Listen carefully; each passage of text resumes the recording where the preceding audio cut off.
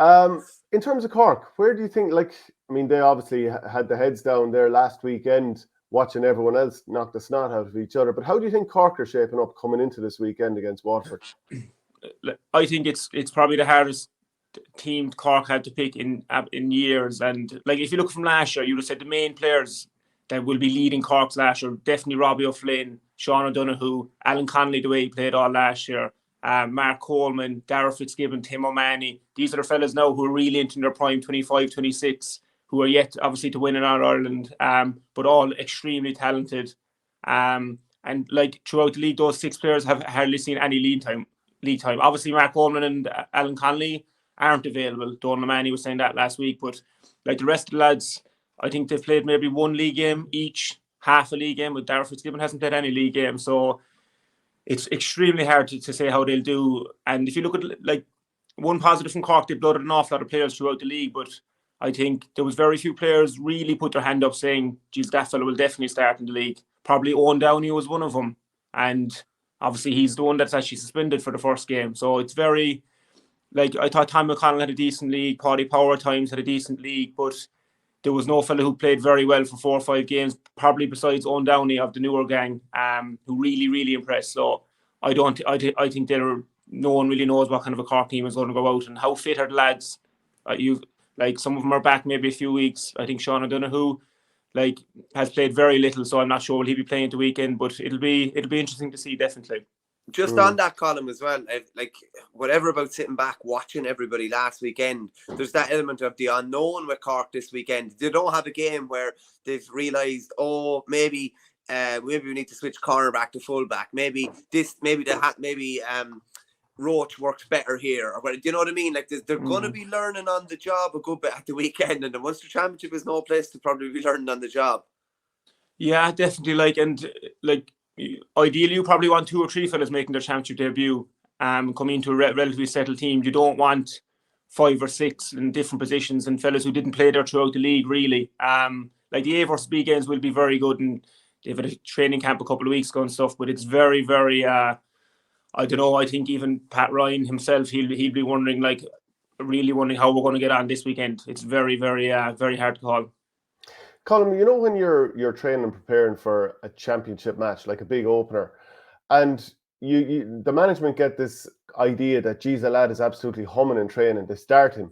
But the players he's been marking in training are so different from, let's say, coming up against Limerick. So, you don't have Limerick-type players in Cork. You have some brilliant players, but they're a different type.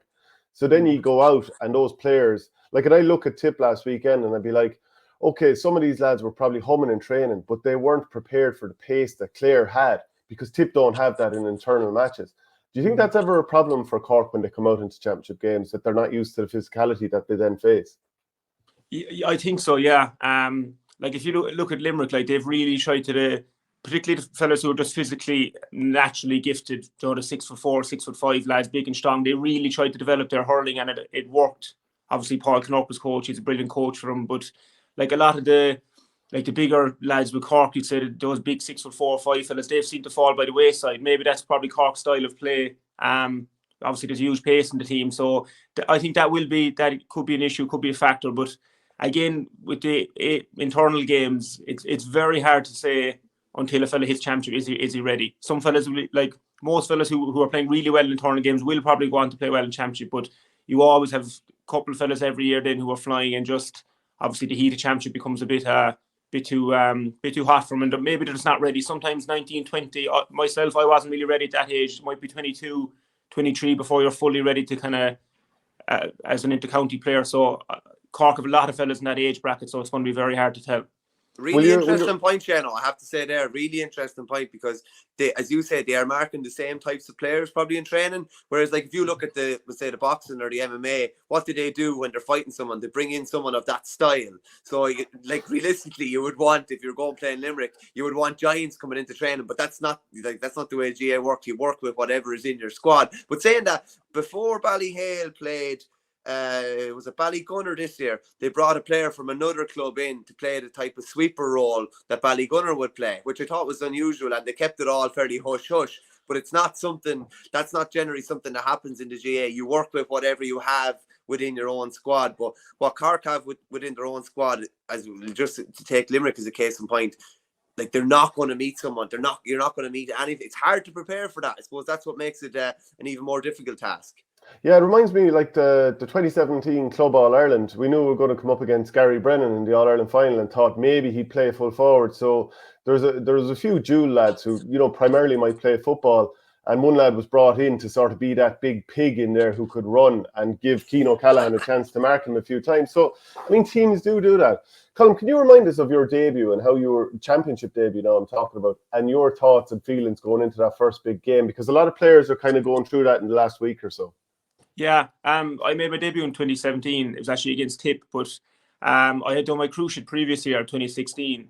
So I did that in February. So I was obviously out for the whole year, but I had a bank of training done. It was definitely the best I'd ever done in my career. I was back kind of full training, and it was nearly October, November by myself, and then as the team would come back. And I remember I was probably 7 months. I'd never felt as fit. I played every single league game. I played every challenge game. So while I was nervous, I really felt I was 22, I think, as well. So, I was maybe it's that small bit older, and I really felt ready to play. And obviously that game against Tip, you hammered us. We managed to win it. Yeah, it was a great game down in Thurles, and Tip were obviously the All-Ireland finals from the previous year. But like, if you're ready, if you have that bank of training done, you've done everything you can. While you will be nervous there, I was still very confident that I was going to perform well. But there's nothing like it. There's nothing to compare you. As soon as the whistle goes, the pitch is out there, the stadium is full. Like, there's nothing can prepare you for that really until you're there. And it does take that first couple of balls. As soon as you get in, the nerves go away. But yeah, and there's going to be a lot of lads like that this weekend. So best of luck to them. It's a brilliant feeling, and hopefully they'll be ready for it too. And the bus on the way into Thurles, I presume you went up over the hill and all that kind of stuff where the bridge is. Do you remember that? The feeling of seeing thousands of people around?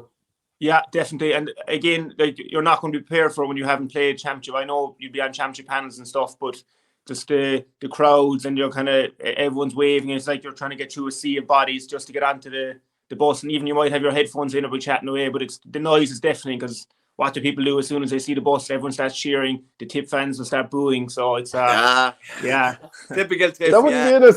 Wouldn't be in it. Yeah. But it's brilliant. Like like obviously you'd never feel so alive and feel so excited to play and stuff. But it's a brilliant feeling. But definitely it can be too much for a lot of fellas, particularly when fellas are younger, or even fellas who've been around a long time getting their chance. It can all go very wrong in 10 or 15 minutes as well. Are you enjoying the current hurling? I see a lot of people giving out about hurling at the moment because of, I suppose, the middle is so condensed. I mean, I was down at the Clare Tipperary game, and it was 2v2 at one end of the pitch, 2v2 in the other 14, and then everyone else in the middle. Do you like what you're seeing at the moment? It's definitely not the spectacle it used to be. As I said, even go back to 2017, 2018, it wasn't, tactics were definitely obviously really in there, and there was a lot of analysis, but it wasn't the level it is now. There's almost a bit of paralysis by analysis at the moment. I think it's gone a bit way to football. Fellas are afraid to give away the ball, whereas when I started playing, possession wasn't that important. It was like, if you were a cornerback, you won the ball, you obviously look for a teammate, but you got rid of it. Whereas nowadays, it's every player, as soon as he gets the ball, he's looking around him, trying to pick out a pass. I think even going back to the goalkeeper that came in an awful lot a few years ago, it's probably definitely not the spectacle it was, but I'm not sure what they can do to change. There's talks of maybe only allowing 2 hand passes and keeping fellas inside. But again, I think the referees in hurling have an absolutely massive job every day anyway. How are they going to police stuff like that? I don't know. But yeah, look, obviously there's still going to be great games out there, but it's certainly a lot more tactical now than it used to be. Yeah, Michael. I'm just there's lots of comments coming in about that they're going, like, if we keep talking the way we are, that they're going to have to ban the shoulder potentially. And P-Well74 just says, fellas getting a slap on the ankle now, take off the helmet.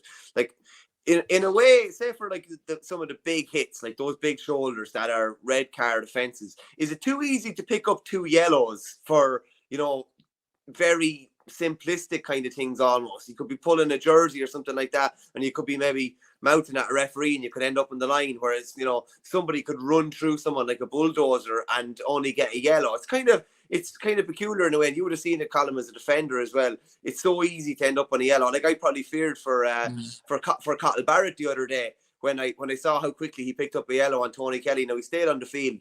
And then someone said to me that maybe Limerick should have been taken off Garrod Hegarty once he got that yellow from Moughton, or taking him off at half time. Is it in a way, when you're with the 2 or 3 fouls, is it too easy to end up on the line now as well? Forget about the big hits now, just as in, give away a free or give away a penalty, and you're really, really on the line about getting, been sent off.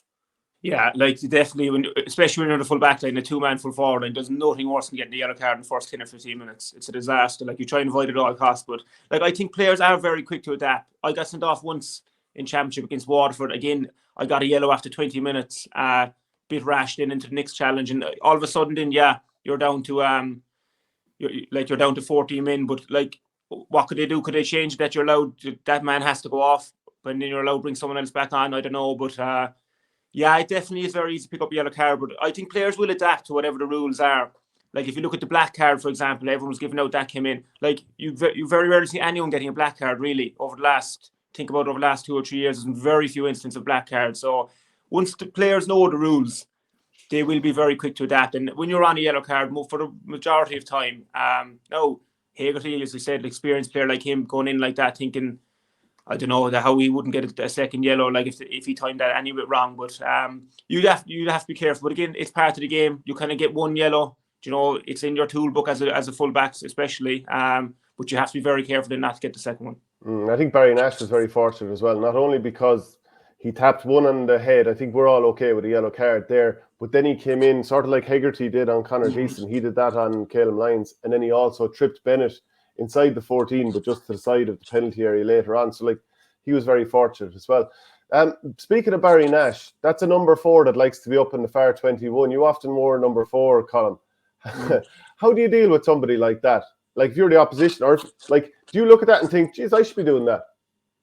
Yeah, well, to be honest, I did like going forward a bit myself, but it was never beyond the halfway line. Do you know what I mean? Anything beyond the halfway line, I was coming back. I played a bit of forward when I was younger, but it's almost like he's a free man attacking. Like, you very rarely see him having to defend kind of one-on-one much, and he is able to do it. Like, but it's almost like he's a free roam going forward. He's like a +1 for Limerick, and he can just join the attack whenever he wants. So, he's obviously a brilliant player. He would have played the forwards when he was younger and stuff. But it's certainly a new tactic. But I think there's very few cornerbacks who can actually defend like a cornerback that he can. No, he's not an out-and-out cornerback. He wouldn't be a defender, Sean Finnis, for example. But he's like he's almost like a kind of a quarterback. He can do whatever he wants, roam up. He can take a point. He can score for goals. So, yeah, corner forward, you definitely wouldn't want the cornerback having 1-1 after the match. It's fairly demoralising.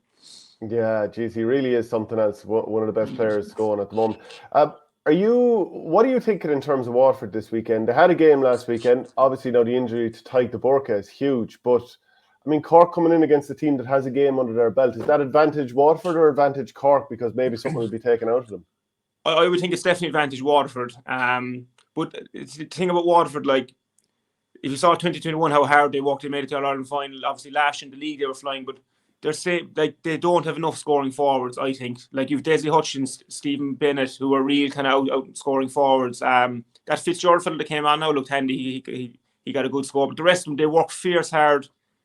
They're real team players, but they just, if you look at compared to the other counties, it's been their Achilles heel over the last 5 or 6 years. Their record in Munster has been very poor. They just don't seem to have enough fellas who can score from play. I think maybe they got 9 or 10 points in play the last day. Like, that's all in 70 minutes. Like, it's not really enough. They rely on Stephen Bennett an awful lot for frees. So they're just lacking a bit of firepower up front. But at the same time, I think that game against Limerick will bring them on massively, even confidence-wise. It was there for the taking, but again, their Achilles heel, not having enough scoring forwards, was their downfall. Just on Colm's point, Shane, as well there, and I know a lot went right for them, and they probably could have added on maybe another 4 or 5 points, but it's still a light enough tally in the modern game, like 23 or 24 points, even if they had put a few over. So, like, on Colm's point there, like, maybe someone like Michael Kiley who let it up in the Fitzgibbon, he was probably disappointing the other day. They're going to need, 3 or 4 lads really chipping in significantly up front. Probably Ozzy thrown in there, getting at least 2 to 3 scores from play. Because at times in the game the other day, they were really just hanging in on Stephen Bennett's frees. And just on that as well, and I know you don't like hammering any player, just Bennett's attitude to that free as well. Like that was just a bit of a killer. Like that's a 100% free. That's 100 out of 100. There's no way you miss something like that. And the fact that Nicky Quaid was able to put up his hurl, something like that can just, pull energy out of you as well. But I'm sure they'll be trying to, like, they probably played a certain way last week to try and stifle Limerick. Maybe they'll be a bit more open against Cork. Maybe they won't, they probably should, but maybe they won't fear that Cork can hurt them maybe as much as Limerick could. And Colm, like, who are the players that you think might make the step up? This, like, if you're looking at let's say the middle eight, how do you see Cork being picked here? Do you see the likes of the Roaches getting a game in here? Yeah, they could start. I personally think Brian Roche probably won't. I think he'd be one of the first subs on because you can bring him on anywhere in the midfield, half hour, and he'll definitely get game time. I don't think he'll start. I think Tommy O'Connell will probably start wing back. I would say he'd probably make his debut. Kieran Joyce will definitely start. Like Darragh Fitzgibbon, I'm hearing he's supposed to be back fully fit. Like, so I think they'll throw him in midfield, even though he doesn't really have much played. So yeah, Robert Downey would probably be the other wing back, I would say. But again, like, there really is about 25, 30 fellas, and there's very little between them. There's very few fellas you'd say will definitely start with Cork on Sunday, which is a good thing in some ways, but at the same time, you definitely want your team more settled. I think there'll be a lot of changes. Cork will definitely use 5 or 6 subs, and because there's not much between a lot of lads who are playing, I think. Yeah, and who do you think will go full back? I mean, obviously it's a position you know very well, and Owen Downey isn't there, like you said. So what's the best solution for Cork at the moment? And I don't think Sean O'Donoghue will be fit. Like, I would say it'll probably be a 2-man full back, and I would say Niall O'Leary and probably Damien Cahalane. I think we go full back, I would say. He had a very good year last year, in fairness to him. Obviously, he missed a lot of the league too, so I think he will probably start full back, if I had to say. I don't think they'll put Rob Downey there. They'll keep him out in the wing if he's playing. I would think Damien Cahalane and Niall O'Leary would probably be the 2 inside. And yeah, I'm not sure who, to be honest, the other cornerback at the moment. Yeah, it's a very hard team to pick. Obviously, Conor O'Callaghan, Owen Roach, could be any of them. And what's it like? Remember that a couple of years ago, you would have been playing in that game, Waterford against Cork in the All-Ireland semi-final. Do you obviously it was brilliant footage of Ozzie Gleeson's goal done on the game, that documentary. What's your memories of Ozzie coming through in that goal? Yeah, I think we want to be down to kind of 14 minutes at that stage. Yeah, like at that time, in fairness, Waterford, like, they were flying, they were super fit. And yeah, like, it was one of those things, like, Gleeson, when he's soloing the ball and he's on the run, he's very, very hard to stop. He's got so much pace, and he's obviously so big, and he seems to be able to look around when he has the ball. But yeah, I suppose things happen very quickly. You saw him running through. I kind of came out to get him. Obviously, he dummied in during that situation. I probably thought he passed it, and then he managed to finish it. But yeah, look, they really need him back 100% as well. Now, his Achilles heel is obviously his shooting, his wides, but at the same time, on his day, he can be a real handful. He can be a brilliant player, so I think they'll need him back, definitely.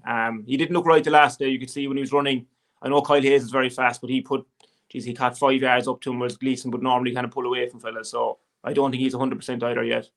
Michael, do you reckon that Waterford need to throw him in, or do you think they need to be like, right, we could end up losing him for the season here if we throw him back too quickly?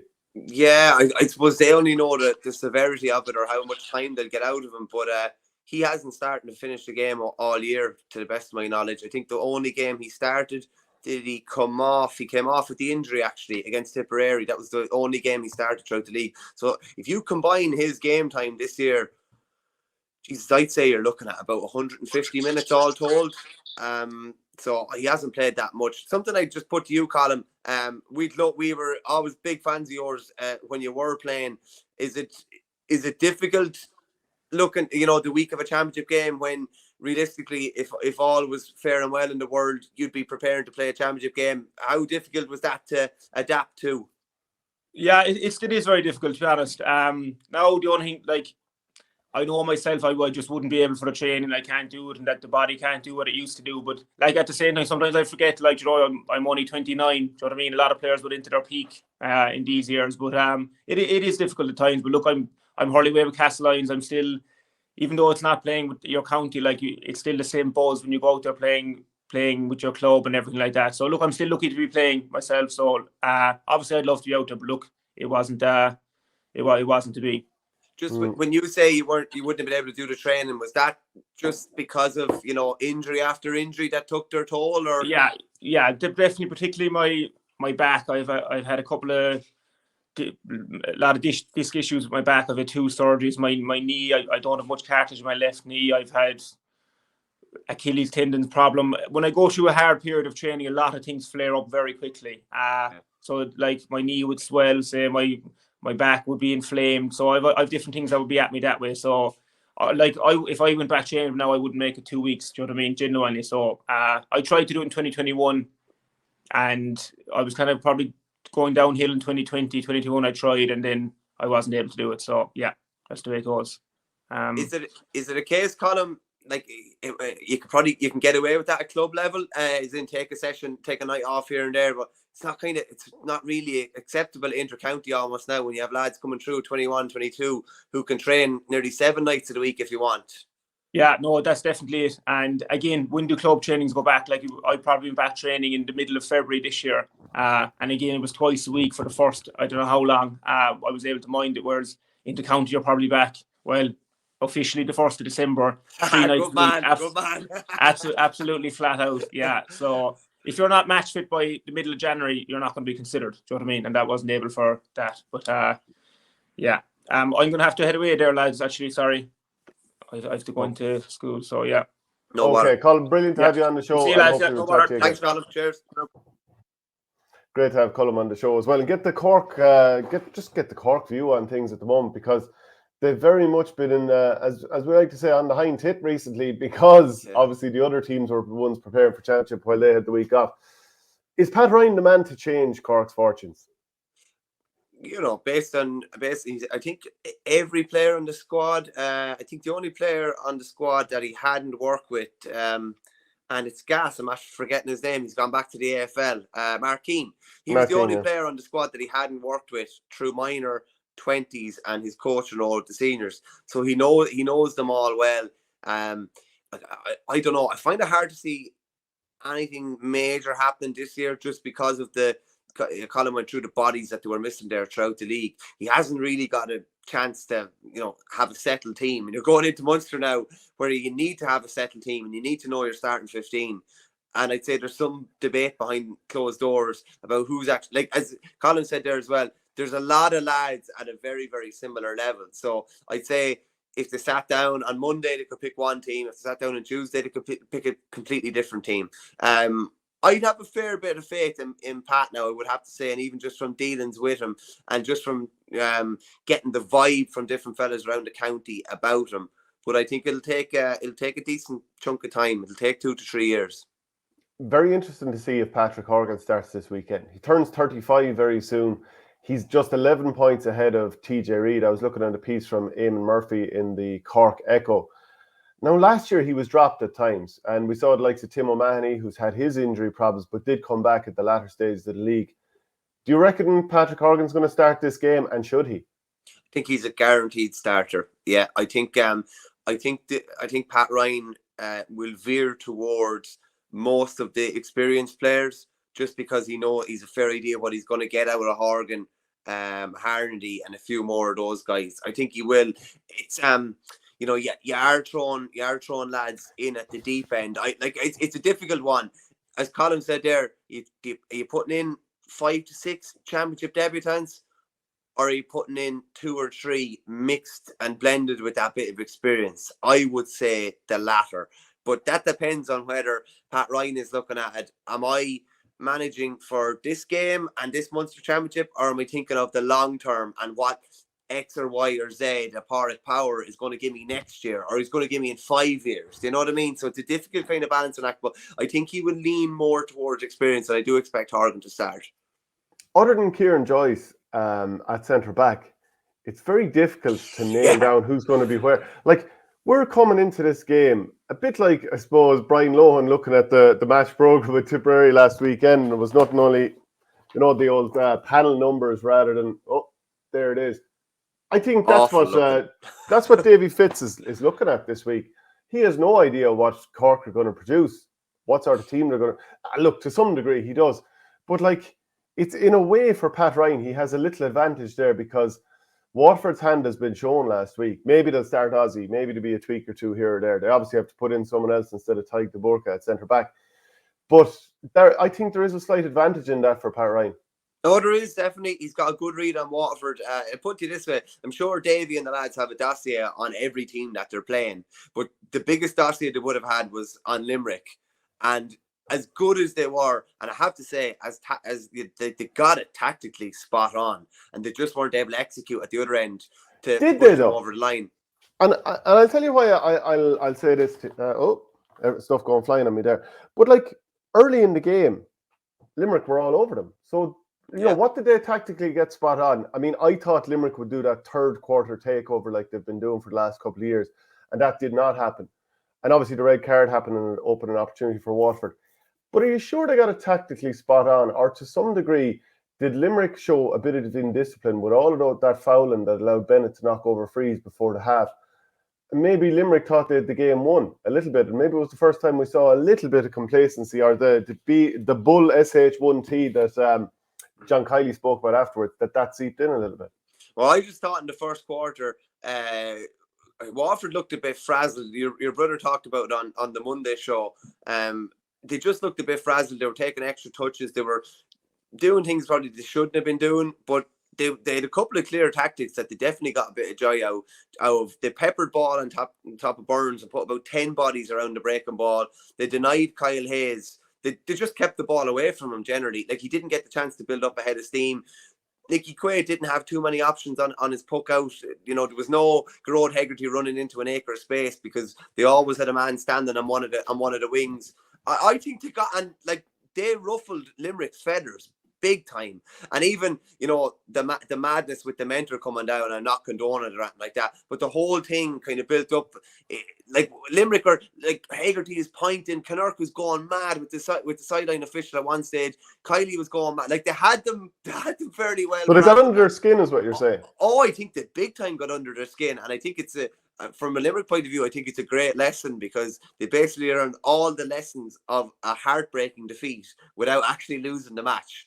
But I do think Waterford got it fairly spot on outside of that first quarter, and they got themselves back into the game. They just weren't able to execute at the other end. Interested to see whether Patrick Fitzgerald starts, and whether maybe Paddy Fitzgerald starts as well, and who slips in at 6. And the one thing about Tyke de Burka is, it's one thing being able to adapt mid-game. I always found, even in a championship game, if someone got hurt, you could nearly step from cornerback to centre back mid-game, because it's just I actually have. I did once or twice, but then it's like you're actually starting centre back, and it's a different kettle of fish. Someone's going into that spot and they're starting there. And I know Fagan has kind of slipped into that position a bit maybe more this year, but the Burka's loss will only be felt in the next game and the next game after that. It wasn't necessarily felt the other day. If anything, they raised their game in his absence the other day, but they're really going to feel his loss over the coming weeks.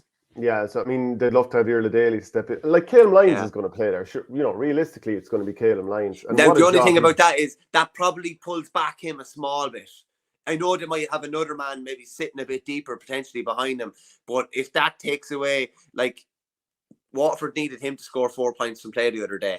And if he had, Waterford would have won the game, but he was preoccupied with another role, if you get me. And if he wasn't doing that other role against Keane Lynch, you know, they might have got opened up. I mean, has anyone ever played as well on Keane Lynch? And no doubt Calum Lyons, you know, was kind of on the edge throughout that battle, but sure, where else are you going to be? And that's what Limerick are doing when they want to win these big games. Do you think Waterford can get up again within a week to the levels that they were at last Sunday, when you take in the debilitating loss to Tyke de Burka, like, not being smart? It's a high energy game that they're playing as well. It's a very, very high energy game. The kind of, it was a morale sapping loss as well. It could have been a real morale boosting loss. I just think it's going to leave a bit of an effect. I don't expect them to be as fresh this weekend. I don't expect them to be bouncing as much. I think they could be susceptible to Cork at the weekend. Do you know what? On that, before I answer your question, Pao K has a comment, and he says, I think that was a bigger bottle job from Waterford than last year's fixture. Extra man off from Limerick with no Hannon, and had to convert that into a W. I do think in a way like the opportunity was just massively there for them. Aaron Gillan missed that penalty in the 45th minute. A couple of minutes later, Hegarty goes off, and then they just miss chances all the way home from then on. I definitely think they left it behind them. Like in the second half, their scoring conversion rate was 9 out of 23. And you look at Limerick, it was 8 out of 15. They were far more economical.